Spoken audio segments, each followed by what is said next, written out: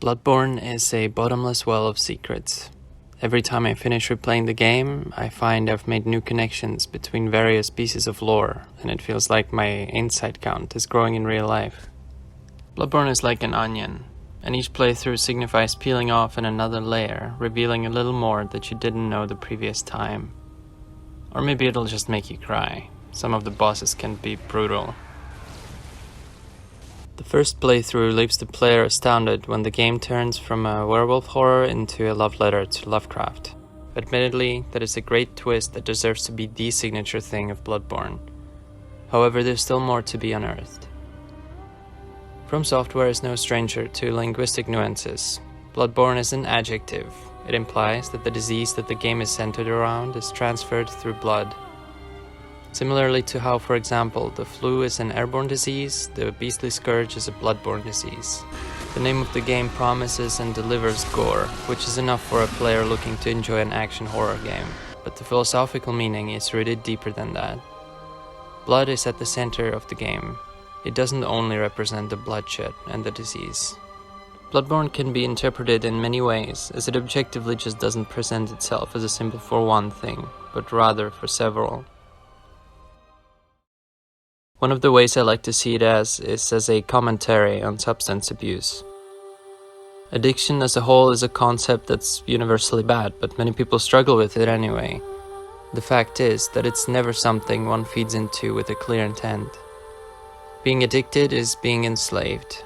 Fighting the urges to relapse ends up setting the stage for a proverbial clash between willpower and instinct, two polar opposites. One is found strictly in humans, the other one in animals. One marks a milestone of evolution of man, while the other one is its, dare I say, beastly predecessor.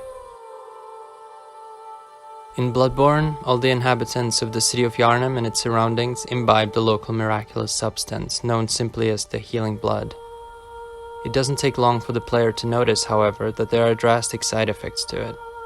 It's not like that would stop the Yharnamites from using, they're beyond that point, because their instinct is already winning over their willpower. That's how they eventually lose their humanity and turn into beasts. From Software games are all centered around a few key elements, including the pursuit of finding or retaining one's humanity. In Dark Souls, for example, people are able to hold on to their humanity by having a focused purpose in life. Bloodborne inverts this trope, as loss of humanity is inevitable in this world. The difference is that there are two ways to go about it, by regression to beasthood or by ascension to kin of the cosmos. People turn to beasts for a reason. I believe the message Bloodborne is conveying here is that addiction is a gateway to regression. Some of the results of substance abuse can be violent instincts and rage taking the forefront, while rational thinking takes the back seat.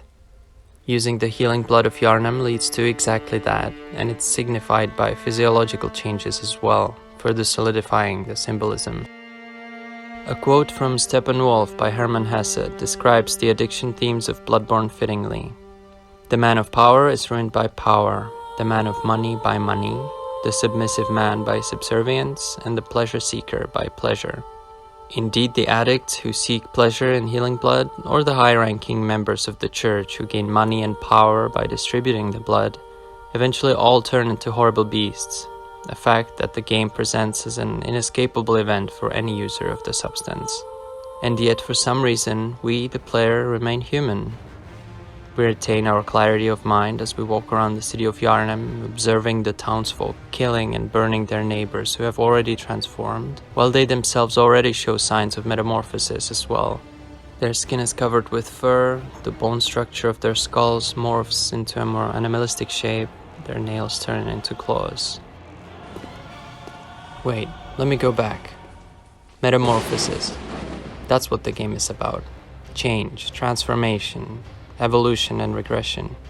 It's present everywhere, not just in people turning into beasts. Abandoning one's humanity and regressing to beasthood stands on one side of the scale. The other side of it is occupied by those aiming to do the opposite. These are scholars looking to evolve past their humanity, to evolve further. They do not succumb to the healing blood addiction, but they do still lose their humanity in a different way. They're addicted to the arcane. To arcane knowledge, rather. So are they on the right path then? If leaving beasthood behind was necessary in order to gain humanity, could it be that losing humanity is just as vital to step up on the ladder of evolution and reach the next stage of it? Individual cases of characters of Bloodborne point to the answer yes. Mikolash, for instance, seems to thrive in his mad state and weeps when we kill him, as it means that he will forget everything! And when we meet Yosefka's imposter near the end of the game, she's in a euphoric state as she has finally managed to conceive a child with a cosmic entity.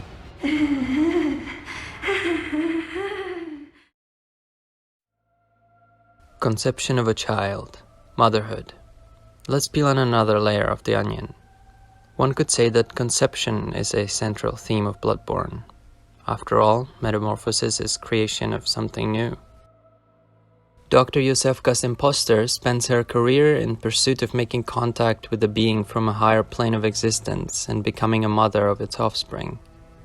Meanwhile, the Lady of the Night, Ariana, gives birth to a child conceived by the very same entity, while this was never her aim.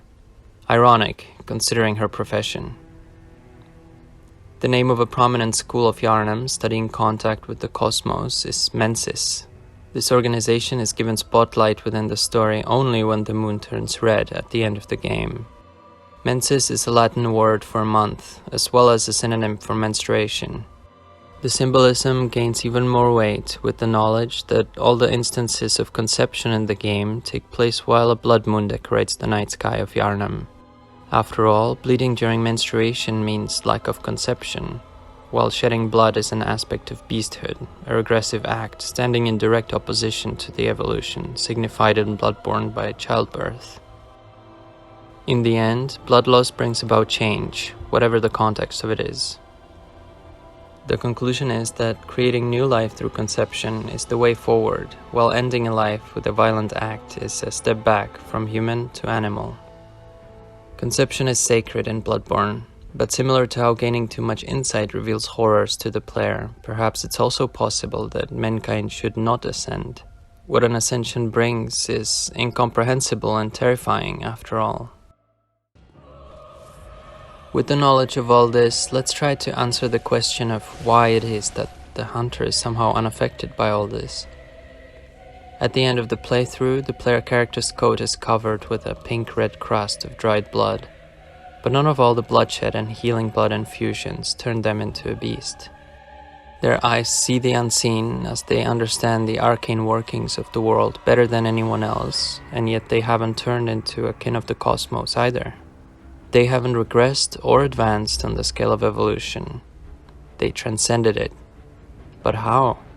Well, I like to believe that the first scene of the game is entirely symbolic. The player character begins the game with an infusion of the healing blood, which is immediately followed by a beast reaching towards us, only to burn by the hand of the messengers. This signifies the power of the moon presence and its servants of the dream protecting us from the beastly scourge, as it has a higher purpose for us.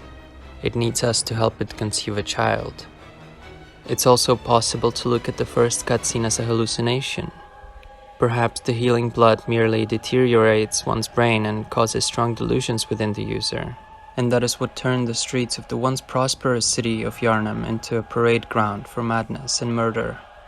Joining the fray would only make sense, as we, the player, begin the game by using the very same substance that everyone in Yharnam uses as well, and therefore we too aren't immune to bloodlust and visions of monsters. Or You may think it all a mere bad dream. That's the beauty of the game. Almost none of these interpretations are set in stone, because this is your journey. You must accept your fate. The joy of Bloodborne lies in different people peeling different layers of the onion and taking away different memories and impressions. To someone, the game is an impactful symbolism of motherhood. To someone else, it's just a great action game. That's the soul of Bloodborne.